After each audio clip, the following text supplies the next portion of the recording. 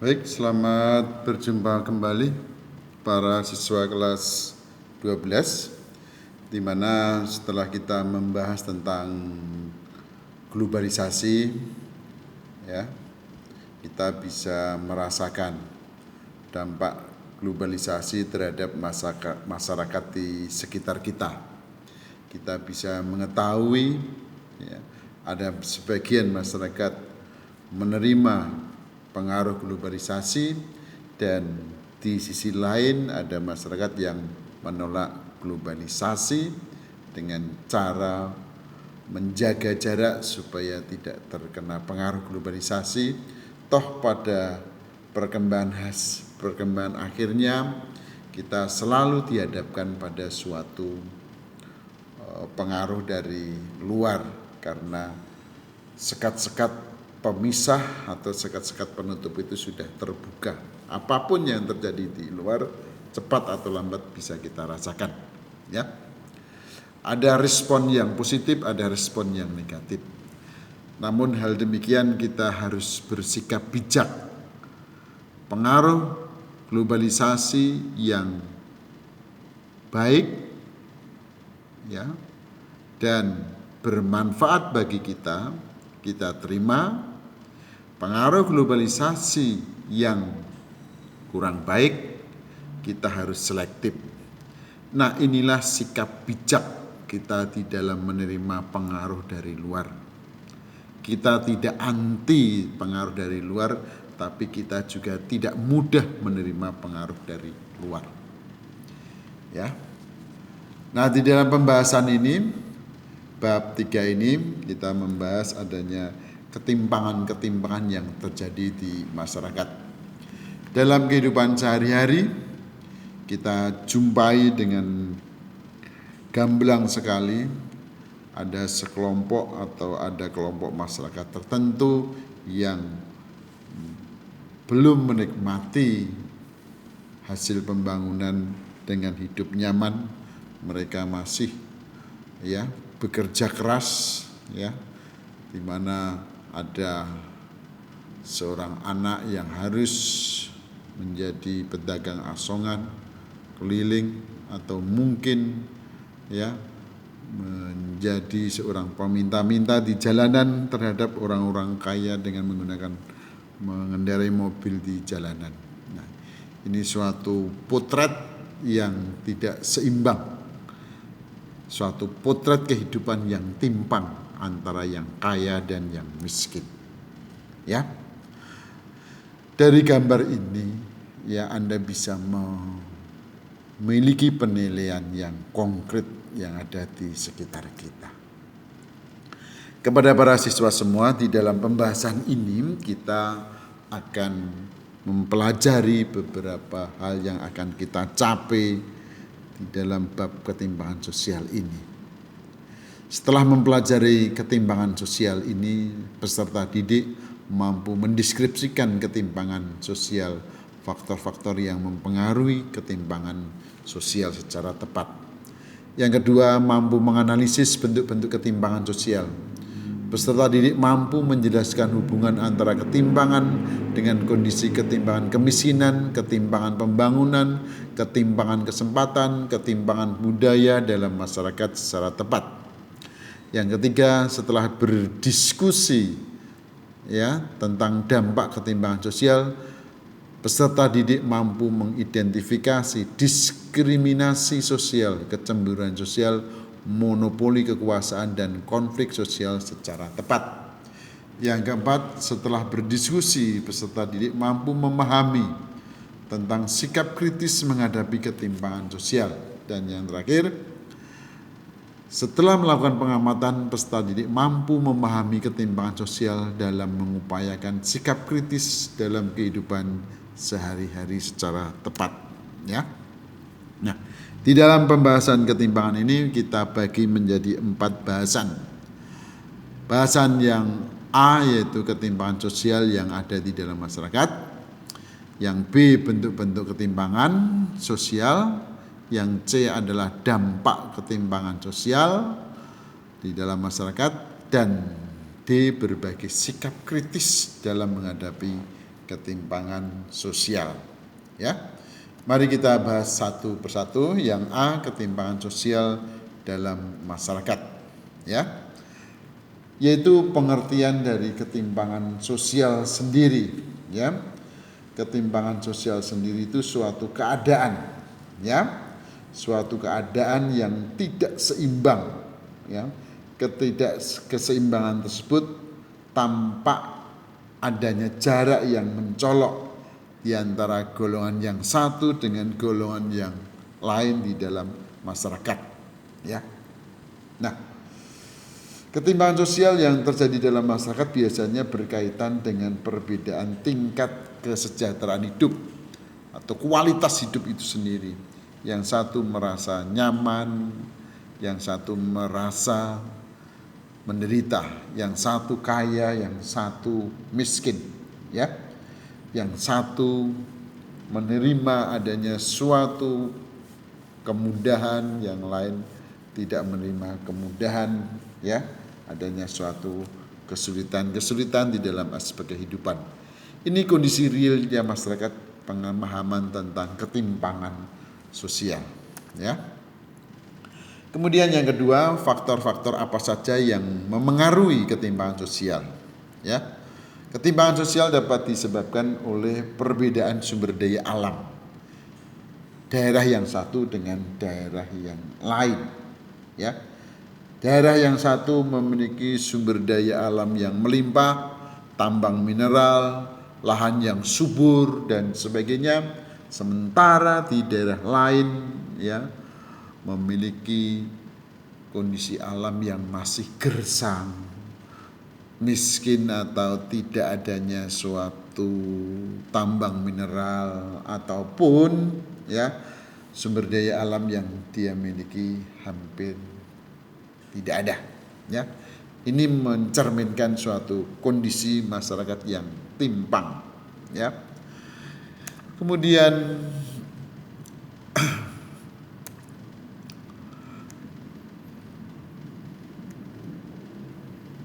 perbedaan sumber daya alam yang satu dengan yang lain itu bisa disiasati sebenarnya dengan peningkatan sumber daya manusia. Artinya sumber daya alam yang melimpah tidak serta-merta membuat kesejahteraan masyarakat kalau di dalam masyarakat itu sendiri tidak memiliki kemampuan atau skill di dalam mengelola sumber daya alam, ya. Kemudian yang kedua, letak dan kondisi geografis, ya.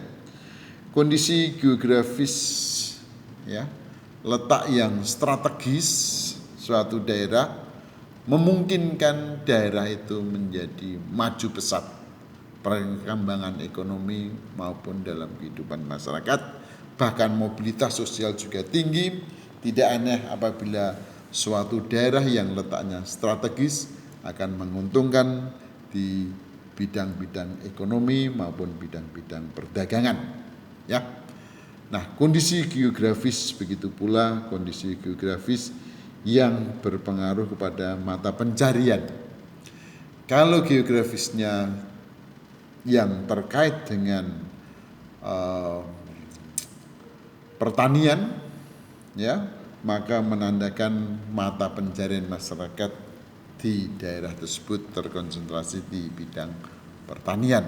Begitu pula kondisi geografis yang dekat dengan kelautan, maka mata pencarian masyarakat yang ada di sekitarnya adalah bentuk mata pencarian maritim atau nelayan, ya.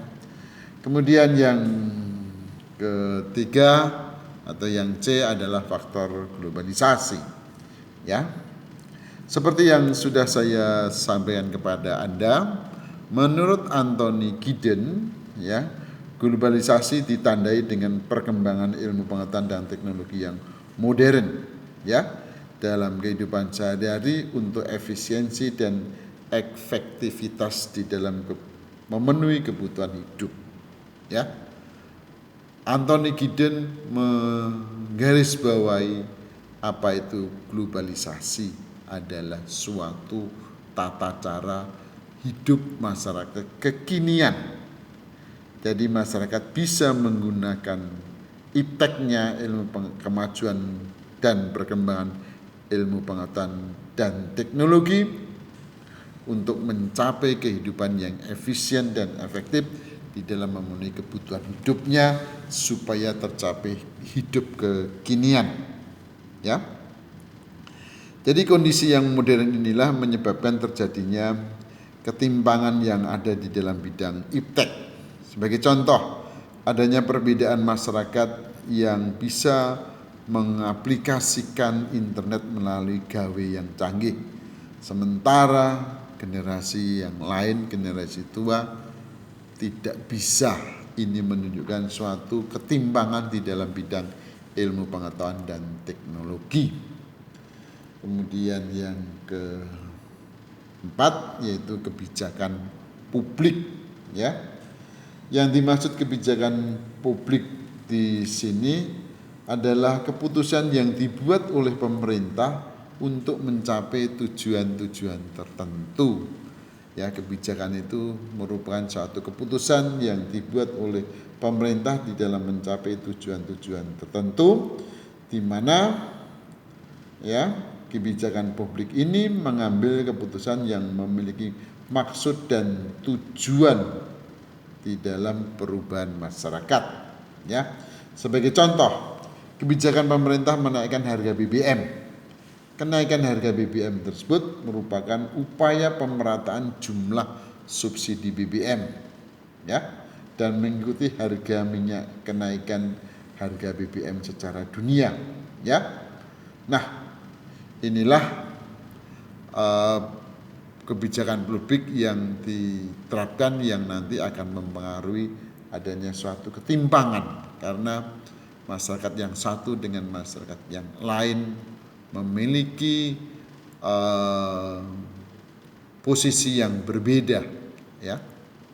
Kemudian yang kelima yaitu perbedaan kondisi demografis, ya. Nah, daerah yang mayoritas penduduknya berpendidikan tinggi cenderung memiliki produktivitas kerja yang baik, ya. Sementara mayoritas yang penduduknya berpendidikan rendah akan mengalami hal yang sebaliknya, ya. Nah, demografis itu mengenai masalah penduduk, kualitas dari penduduk. Apabila di dalam penduduknya itu atau secara demografis penduduknya atau masyarakatnya memiliki pendidikan yang rendah, ya otomatis mereka memiliki produktivitas yang rendah. Kondisi masyarakat atau penduduk atau geografis di mana ya demografis di mana penduduknya memiliki latar belakang pendidikan yang tinggi, maka produktivitasnya juga tinggi. Yang rendah dan yang tinggi inilah kondisi geografis yang timpang, ya, antara masyarakat yang produktif dengan masyarakat yang tidak produktif, ya. Kemudian yang kelima adanya faktor internal individu dalam kelompok, ya. Nah, kelompok internal antara individu yang ada di dalam kelompok itu ada suatu kelompok masyarakat yang menolak dan adanya suatu kelompok yang menerima, ya. Sekelompok masyarakat yang menolak adanya pengaruh dari luar dan masyarakat yang menerima adanya pengaruh dari luar biasanya diwakili oleh suatu generasi. Biasanya masyarakat yang menerima pengaruh dari luar biasanya dari generasi muda yang mana dia akan respon terhadap suatu perubahan. Sementara generasi tua yang susah menyesuaikan atau menolak adanya suatu perubahan karena dia ingin dalam kondisi status quo, ingin mempertahankan hal yang sudah berjalan, yang dianggap sudah mapan. Nah, ini kondisi ini yang berbeda, yang menimbulkan ketimpangan yang ada di dalam suatu masyarakat, ya. Nah, Saya kira sampai di sini dulu mengenai materi ini. Nanti bisa kita lanjutkan pada materi yang lain sampai ke pengertian dan faktor-faktor yang mempengaruhi terjadinya ketimpangan.